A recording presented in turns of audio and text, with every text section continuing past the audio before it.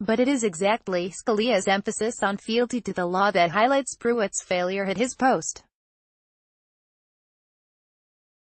Pruitt has demonstrated an unwavering disrespect for the requirements of statutes and judicial precedents. Any leader of the EPA, present or future, should heed Scalia's lessons about rule of law fundamentals. Justice Scalia forever emphasized that courts and agencies need to respect congressional choices reflected in the laws. Pruitt has acted as if he could write on a blank slate, seeking regulatory reversals before doing the congressionally required work to justify them. Every statute sets out goals, procedures, and criteria to guide agency actions.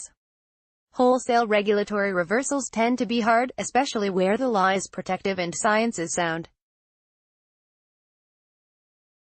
Yet Pruitt's EPA repeatedly dodged engagement with the law's substantive and procedural requirements and ignored or sought to skew the science, erring instead on the side of polluters seeking relief. The EPA's determination in April that it would roll back car efficiency regulations, a move cheered by the auto industry, is a case in point. The agency originally set these regulations in 2012 to reduce greenhouse gas emissions and improve mileage. That action followed a 2007 Supreme Court decision ordering the EPA to follow the law in assessing the regulation of greenhouse gas emissions from motor vehicles. The EPA's recent determination under Pruitt, however, was flatly contrary to determinations published by the EPA in January 2017, just before President Donald Trump took office. Barack Obama's EPA had massively documented technology, business, and consumer trends and concluded that progress in motor vehicle efficiency and reducing emissions was exceeding earlier expectations. Pruitt's EPA has reversed that conclusion, determining to discard these mileage and emission requirements.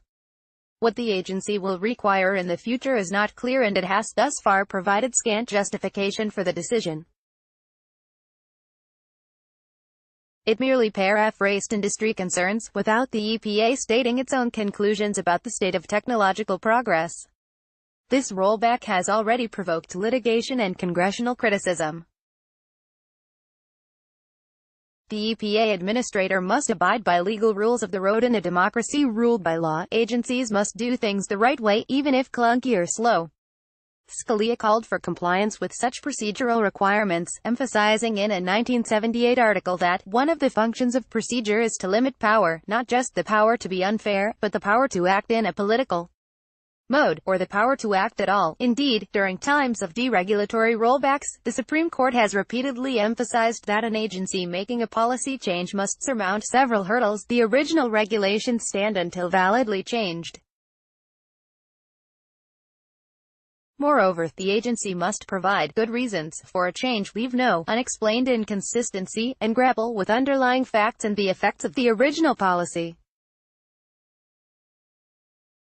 Pruitt's EPA, however, has sought to scuttle still governing regulations with shortcuts, such as claimed delays or postponements that would, in reality, indefinitely shelve earlier finalized regulations, but without providing the analysis and justification the Supreme Court has long required.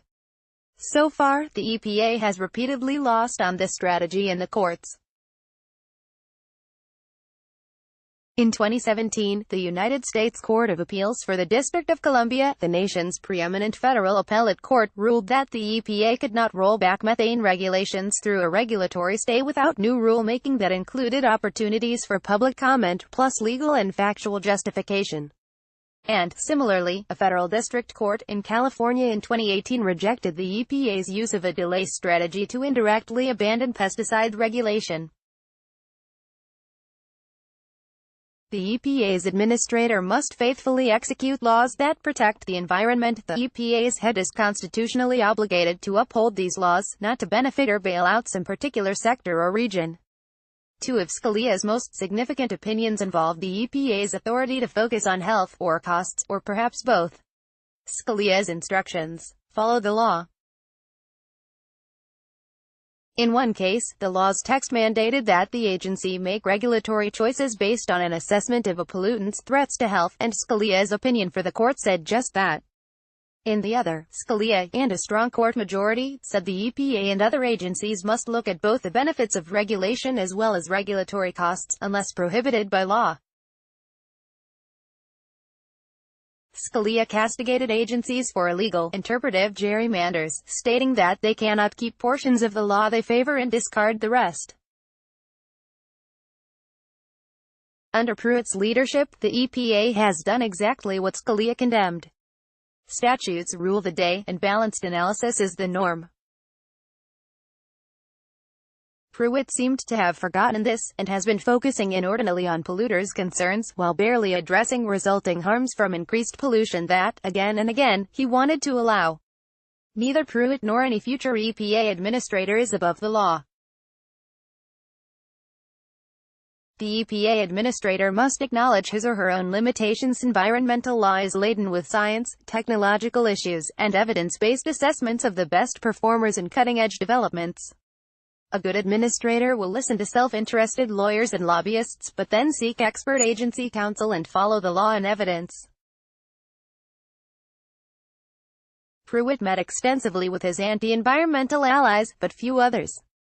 It makes sense, then, that under Pruitt, the agency has proposed poorly justified rollbacks. Short-circuiting procedures designed to allow for public comment and constrain government power, as Justice Scalia noted, has left Pruitt's EPA with the appearance of being one-sided and ill-informed. Public servants must respect the law. The EPA has gone through hard times before, but Pruitt's reign has been a uniquely lawless disaster. If a new administrator respects the law and follows the science and data, that administrator may still find room to adjust agency policy, yet emerge with reputation and the environment intact. This commentary has been updated from an earlier version in response to the news of the resignation of former EPA Administrator Scott Pruitt.